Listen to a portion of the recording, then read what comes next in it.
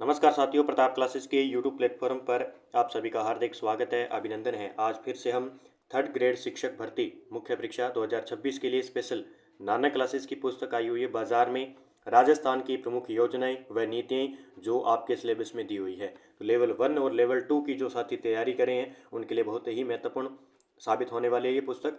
तो आज हम 4 नंबर वीडियो लेकर आए हैं रिवीजन के तौर पर, जिसमें हम राजस्थान सरकार की फ्लैगशिप योजनाएं पढ़ रहे हैं। आज हम फ्लैगशिप योजनाओं को कंप्लीट कर लेंगे, जिसमें हम पंचगौरव योजना, मुख्यमंत्री स्वनिधि योजना, स्वच्छ भारत मिशन और प्रधानमंत्री कृषि सिंचाई योजना, प्रधानमंत्री आवास योजना और मुख्यमंत्री जल स्वावलंबन अभियान 2.0 और अन्य कुछ योजनाएं हैं जिनकी हम चर्चा करने वाले हैं। सभी साथी वीडियो को लाइक करें, शेयर करें और चैनल पर नए हैं तो चैनल को सब्सक्राइब कर लें और बेल आइकन का घंटा दबा लें। जैसे ही हम वीडियो अपलोड करेंगे आपके पास नोटिफिकेशन तुरंत पहुंच पाएगा। और प्रताप क्लासेस के टेलीग्राम को भी आप ज्वाइन कर सकते हैं। और इस बुक को ऑर्डर करने के लिए आप नानक पब्लिकेशन ऐप डाउनलोड करें। वहाँ से आपको इस पुस्तक को अच्छी तरीके से आप कैसे भी ऑर्डर करें और अपना डाक पता देकर अच्छी तरीके से, और आपके पास बुक पहुँच पाएगी। ठीक है, तो बात करते हैं आज के प्रमुख योजनाओं की। तो सबसे पहले हम पढ़ेंगे पंच गौरव योजना जो राजस्थान सरकार ने स्टार्ट किया है उसके बारे में देखेंगे।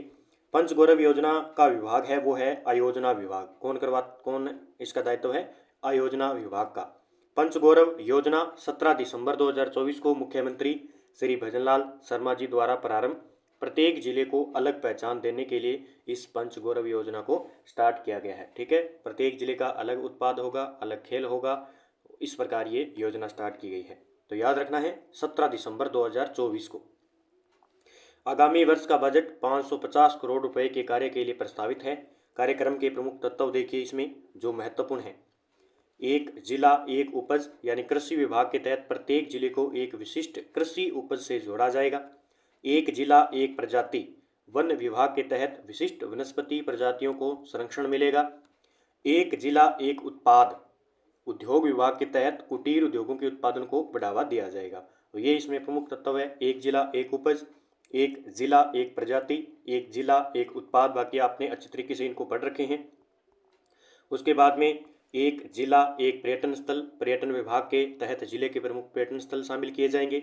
एक जिला एक खेल, ठीक है, तो खेल विभाग द्वारा जिले के एक विशिष्ट खेल को क्या दिया जाएगा? प्रोत्साहन दिया जाएगा कि इस जिले का ये खेल है। ठीक है, तो ये है इतनी की पंचगौरव योजना, बस इतनी याद रखनी है। बाकी आपको ये एक जिला एक उपज, ये आपको नानक क्लासेस की पुस्तक आ चुकी है, उसको अच्छे तरीके से पढ़ना होगा। और रीट के जो साथी तैयारी करें उनके लिए स्पेशल जनवरी से नवंबर पूरे लगभग 11 महीनों का करंट आपके पास पहुंच गया है। तो एग्जाम की दृष्टि से आप उसे पढ़ें, अच्छे तरीके से अध्ययन करें, क्योंकि लगभग 10 प्रश्न आए, 10-15% आपके 30 नंबरों का काम करने वाला है। और योजना हम रिवीजन कर रहे हैं। बाकी जो बुक लेके आने, बुक पढ़ना चाहते हैं वो बुक पढ़ सकते हो लेके। फिर है मुख्यमंत्री स्वनिधि योजना क्या है? प्रमुख घटक देखिए। शहरी क्षेत्रों एवं कस्बों में स्ट्रीट वेडर्स व अन्य जरूरतमंद व असहाय परिवारों के उत्थान के लिए ये जो है मुख्यमंत्री स्वनिधि योजना है। यानी जो भी स्ट्रीट वेडर्स हैं या अन्य जरूरतमंद व असहाय परिवार के उत्थान के लिए इस योजना को स्टार्ट किया गया है, और शहरी क्षेत्रों और कस्बों में। इस विभाग का जो होगा संचालन वो होगा स्वायत्त शासन विभाग करेगा। मुख्यमंत्री ने दिसंबर 2024 को मुख्यमंत्री स्वनिधि योजना का शुभारंभ किया। तो याद रखना दिसंबर 2024 में मुख्यमंत्री स्वनिधि योजना का शुभारंभ किया गया था। ये डेट आपको याद रखनी है। जैसे पंचगौरव योजना की डेट है 17 दिसंबर 2024 को स्टार्ट किया गया था। इसके तहत राज्य के शहरी क्षेत्रों में जरूरतमंद एवं असहाय परिवार के असंगठित श्रमिकों के साथ भवन निर्माण श्रमिक, हस्तशिल्प श्रमिक, गिग वर्कर है, ट्रांसपोर्ट वर्कर है, केयर वर्कर वाले, सफाई कर श्रमिक, घरेलू श्रमिक आदि को बैंक द्वारा बिना किसी गारंटी अथवा प्रक्रिया शुल्क के 80,000 रुपये तक का ऋण उपलब्ध करवाया जाएगा। कोई गारंटी नहीं होगी, तो 80,000 रुपये जो है इनको ऋण दिया जाएगा, जो असंगठित श्रमिक के अंदर आते हैं, असंगठित क्षेत्र के अंदर आते हैं जो व्यक्ति। फिर देखिए स्वनिधि समय निधि योजना जो 3 चरणों में उपलब्ध है। पहले चरण में 10,000 का ऋण 12 महीने की अवधि के लिए, दूसरा चरण है 20,000 का ऋण 18 महीने तक की अवधि के लिए, और तीसरा चरण होगा 50,000 का ऋण 36 महीनों की अवधि के लिए इन्हें दिया जाएगा। तो याद रख लेना 10 से 12 और 20 से 18, 50 से 36 महीने तक। फिर है पीएम स्वनिधि योजना। यह योजना कोविड 9 जो हुआ था के दौरान शुरू की गई थी। और कोविड-19 और लाभार्थियों को पहली बार में 10,000 का ऋण प्रदान किया जाता है। यह योजना स्ट्रीट वेंडर्स और छोटे कारोबारियों के लिए महत्वपूर्ण है। तो ये सीधी सी बात है। यहाँ पे हम बात करें जो असंगठित क्षेत्र के अंदर आते हैं, श्रमिक आते हैं, उनके लिए ये योजना बहुत ही लाभदायक है। और दिसंबर 2024 में मुख्यमंत्री स्वनिधि योजना का शुभारंभ किया गया था। बस आपको यह याद रखना है कि कितने कितने पैसे जो दिए जाएगा ऋण, जैसे 10,000 पर 10,000 ऋण दिया जाएगा वो 12 महीने के लिए दिया जाएगा, और जो 20,000 ऋण दिया जाएगा वो 18 महीने के लिए, और 50,000 ऋण दिया जाएगा वो 36 महीने के लिए। इतनी बात है, ज़्यादा बड़ी बात नहीं है। फिर अगली योजना है प्रधानमंत्री आवास योजना ग्रामीण। ठीक है, तो ये बहुत ही है, इसमें अलग है, शहरी और ग्रामीण अलग अलग है। प्रमुख घटक देखिए, बेघर परिवारों तथा कच्चे व टूटे फूटे मकानों में रहने वाले परिवारों को पक्का मकान उपलब्ध करवाने हेतु आर्थिक सहायता के लिए प्रधानमंत्री आवास योजना की शुरुआत की गई। इसका विभाग है ग्रामीण विकास विभाग, ये भी याद रखना है आपको। ठीक है, कौन है? ग्रामीण विकास विभाग है इसके अंडर में। फिर देखिए प्रधानमंत्री आवास योजना ग्रामीण PMAY, PMAYG। ठीक है, योजना का शुभारंभ भारत सरकार द्वारा 20 नवंबर 2016 को किया गया। ये डेट याद रखनी है, 20 नवंबर 2016 को प्रधानमंत्री आवास योजना की शुरुआत की गई। केंद्रीय मंत्रिमंडल ने अगस्त 2024 में इसे बढ़ाकर 2 करोड़ अतिरिक्त घर बनाने का निर्णय लिया है। अब अगस्त 2024 में निर्णय लिया था कितने करोड़ का? 2 करोड़ घर बनाने के लिए। योजना की अवधि है 2028-29 कर दी है, ये इंपॉर्टेंट कर लेना भी। अब इस योजना की जो अवधि है, लक्ष्य है, वो 2028-29 तक जो है सबके घरों में पक्के मकान। आवास सहायता पहाड़ी, पूर्वोत्तर व जैसे दुर्गम क्षेत्र है वहाँ के लिए 1.5 लाख रुपए। फिर उसमें देखिए लाभार्थी चयन, देखिए सामाजिक आर्थिक व जाति जनगणना 2011 के आधार पर ये होगा चयन इसका। आवास सहायता देखिए 1.20 लाख प्रति लाभार्थी दिया जाएगा, यानी जो लोन दिया जाएगा, वो सहायता दी जाएगी, वो 1,20,000 रुपये दिए जाएंगे आपके घर मकान बनाने के लिए। शौचालय अनुदान है अलग से, जिसमें 12,000 रुपये स्वच्छ भारत मिशन के तहत ये स्टार्ट किया गया है। तो अगर आप टॉयलेट बनवाते हो तो आपको 12,000 रुपये सरकार देती है। ठीक है, उसके बाद में मनरेगा मजदूरी देखिए 90 मानव दिवस तक दैनिक मजदूरी होनी चाहिए। ठीक है, 90 दिन पूरे होने चाहिए। और अनुदान अनुपात केंद्र राज्य 60-40 का हुआ, यानी इसमें जो अनुदान होगा यानी सरकार देगी, इसमें सेंटर क्या देगी आपको? 60% पैसे देगी, और फिर राज्य सरकार क्या देगी? 60% पैसे देगी। इस प्रकार इसमें पैसे का अनुदान किया जाएगा। उसके बाद में अवधि है 2016-17 से 2023-24 तक। लक्ष्य 2.95 करोड़ पक्के मकान। ठीक है, ये अवधि किसकी है? ये 2016-17 से 2023-24 तक की है। फिर उसके बाद में उपलब्धि देखिए 2.81 करोड़ मकान बनकर तैयार हो चुके हैं अब तक। नई मंजूरी 2024-25 से 28-29 तक योजना की अवधि बढ़ाई गई है, ये याद रख लेना है। ये 2 करोड़ अतिरिक्त पक्के मकान बनाने का लक्ष्य तय है। इसमें अब क्या है? 2 करोड़ और अतिरिक्त मकान बनाए जाएंगे। उद्देश्य देश के सभी आवासहीन परिवारों को पक्का मकान उपलब्ध करवाना। ये इस योजना का मुख्य उद्देश्य है जो आपको याद रखना है। प्रधानमंत्री आवास योजना और विभाग है ग्रामीण विकास विभाग। ठीक है, कौन? ग्रामीण विकास विभाग। बाकी आप जानते हो प्रधानमंत्री आवास योजना के बारे में। डेट याद रखनी है, 20 नवंबर 2016 को इसका स्टार्ट किया गया था। उसके बाद में ये लक्ष्य याद रखना है, कितना है? 2028-29 तक लक्ष्य इसका कर दिया गया है। और जो आवास, जैसे मान लीजिए पहाड़ी क्षेत्र है, पूर्वोत्तर क्षेत्र है, दुर्गम क्षेत्र है, वहाँ पे पेमेंट कितनी मिलेगी? ये वहाँ पे कितना आएगा? 1.30 लाख रुपए आएंगे। बाकी कितने आएंगे? 1,20,000 रुपये मिलेंगे। और शौचालय के लिए कितने मिलेंगे? 12,000 रुपये मिलेंगे। और इसमें आपके क्या है कि नरेगा के अंदर आपके 90 दिन लगे होने चाहिए। ठीक है, ठीक है, मजदूर जो अपना जॉब कार्ड है, ठीक है, वहाँ पे। तो ये इतनी सी प्रक्रिया थी।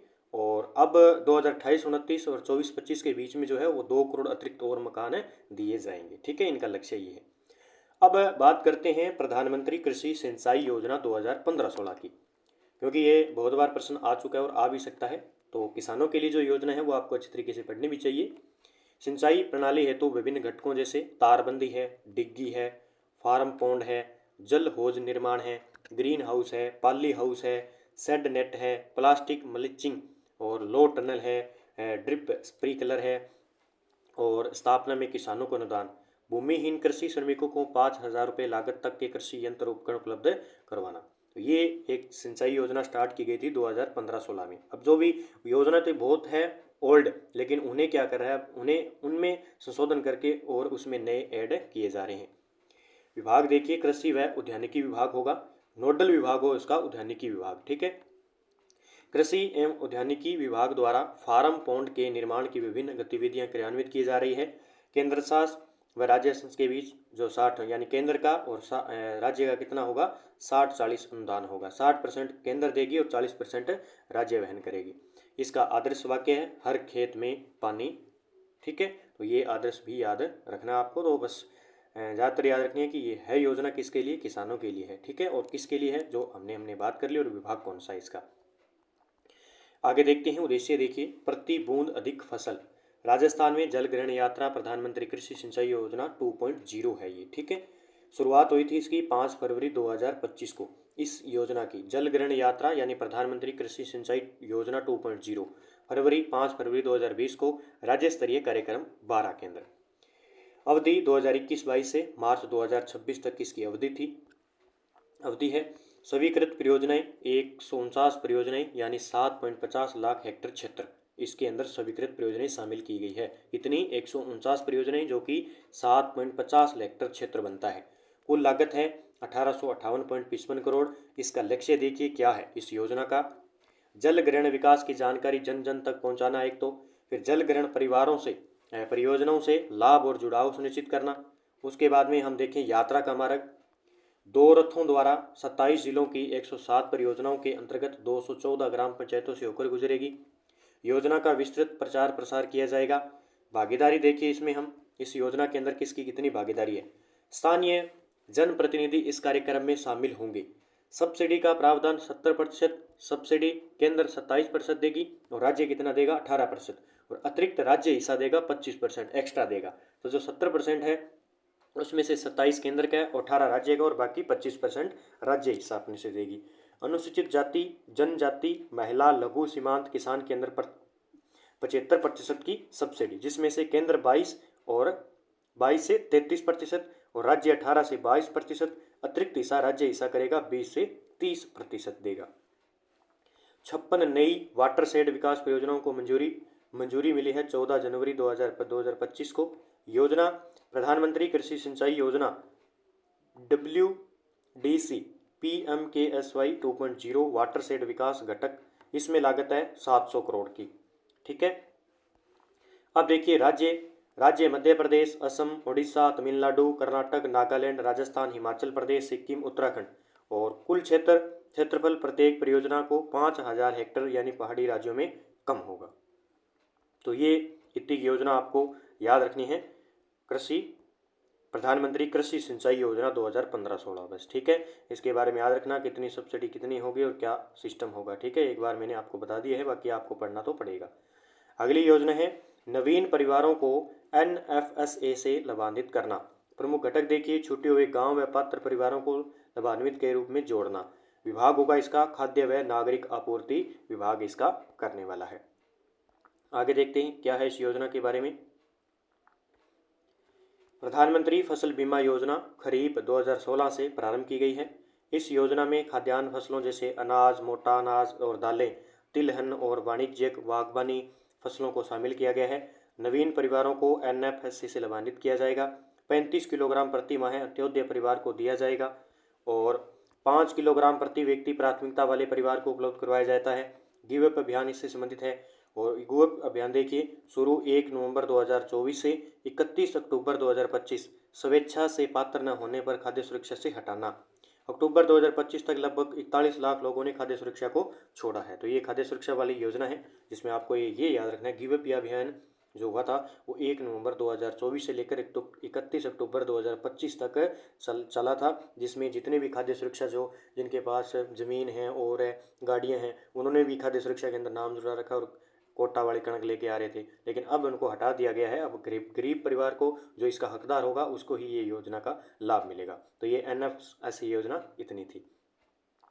अगली योजना की बात करें तो अगली योजना है हमारे पास स्वच्छ भारत मिशन, स्वच्छ भारत मिशन ग्रामीण प्रमुख घटक है गाँव को खुले में शौच मुक्त स्थिति का बनाए रखना।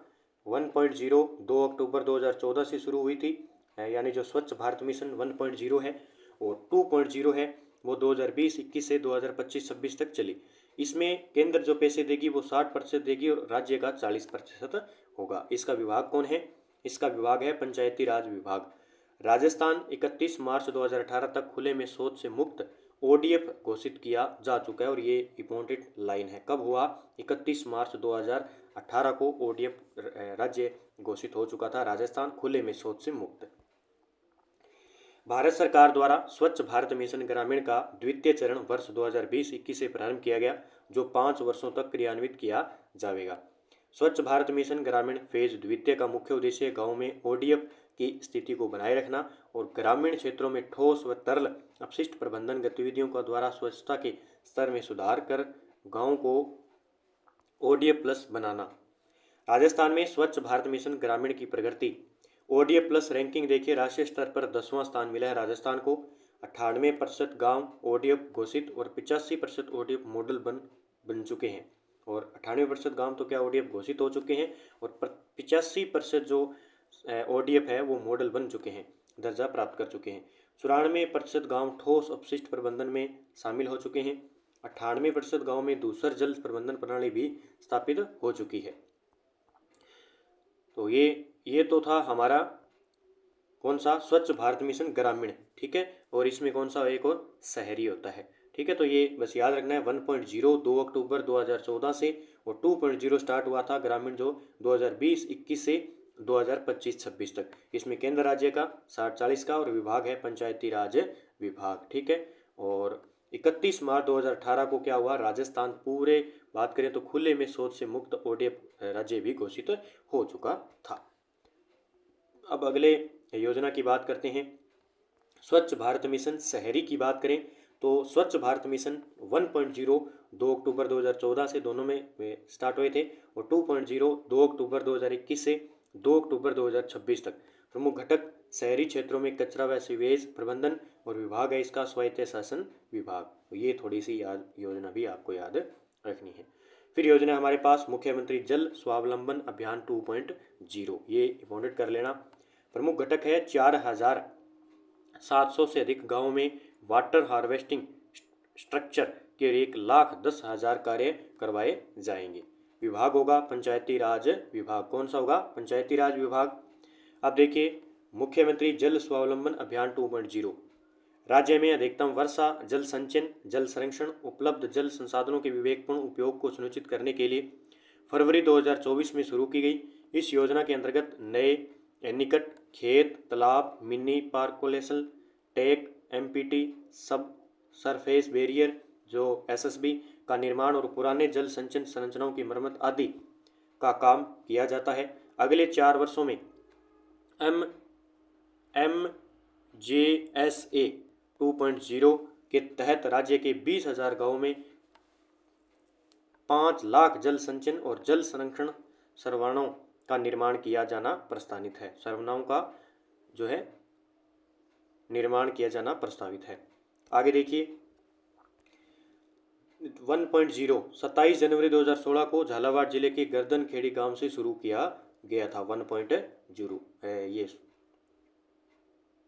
जो है मुख्यमंत्री जल स्वावलंबन अभियान स्टार्ट किया गया था, और ये है 2.0, ठीक है। आगे बात करते हैं प्रधानमंत्री ग्राम सड़क योजना 25 दिसंबर 2000 को।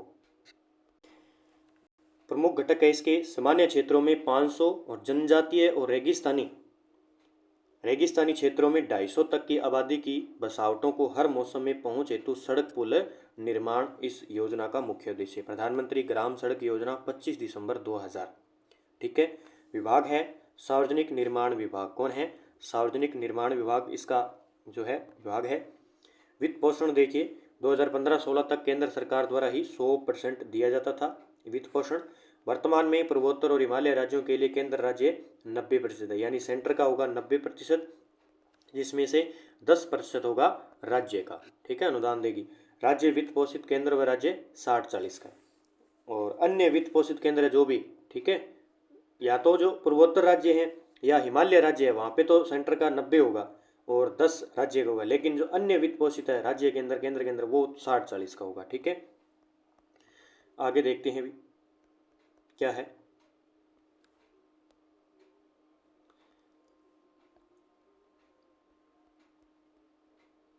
तो ये हो गए। उसके बाद में योजना है हमारे पास अटल प्रगति पथ योजना। कौन सी?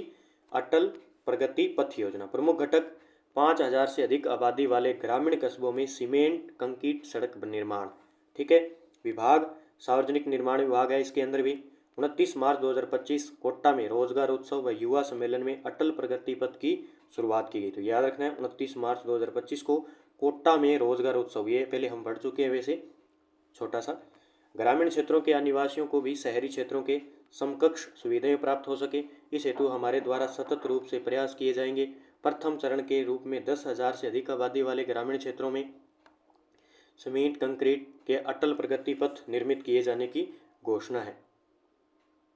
ठीक है, इस हेतु 2 वर्षों में 1,000 करोड़ रुपए का व्यय प्रस्तावित होगा और बजट 2025-26 में 500 करोड़ रुपए का प्रावधान किया गया है। कितने? 500 करोड़ रुपए का।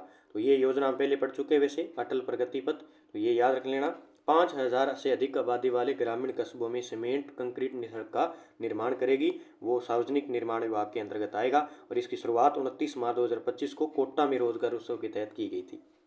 फिर लास्ट योजना पढ़ लेते हैं, प्रधानमंत्री आवास योजना शहरी, क्योंकि हमने पहले ग्रामीण पढ़ ली थी।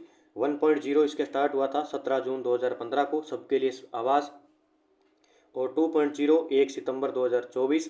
प्रमुख घटक है आर्थिक दृष्टि से कमजोर आय वर्ग व अल्प आय वर्ग के परिवारों को रहती आवास, और विभाग है स्वायत्त शासन विभाग। सेंटर जो शहरी का होगा वो स्वायत्त शासन विभाग करेगा। ठीक है, तो ये इतनी फ्लैगशिप योजनाएं थी।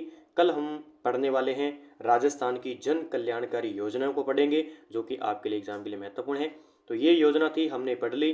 बाकी आप ऑनलाइन बुक लेकर आएँ, बाजार से बुक लेकर आएँ और अच्छे तरीके से पढ़ें। साथ साथ में इस पुस्तक का क्या करें, रिवीजन करते रहें। और यहाँ पे आपको क्या करना है, ये थोड़ी सी मिस्टेक है यहाँ पे, इसके अंदर 18 से 45 वर्ष करना है आपको, 18 से 45 या 40 वर्ष करना होगा। ठीक है, ये थोड़ा सा मिस्टेक हो गया यहाँ पे, जो विश्वकर्मा योजना है। तो ये योजनाएं हैं जो आपको अच्छे तरीके से याद रखनी है, अच्छे तरीके से पढ़ना है, डेली रिवाइज करते रहिए। और चैनल पर नए हैं तो चैनल को सब्सक्राइब कर लिए और बेल आइकन का घंटा दबा लीजिए, ताकि आपके एग्ज़ाम के लिए बहुत ही महत्वपूर्ण। तो वीडियो को लाइक शेयर करें और चैनल पर नए हैं तो चैनल को सब्सक्राइब कर लें। कल हम बात करेंगे जन कल्याणकारी योजनाओं की। जय हिंद, जय भारत दोस्तों।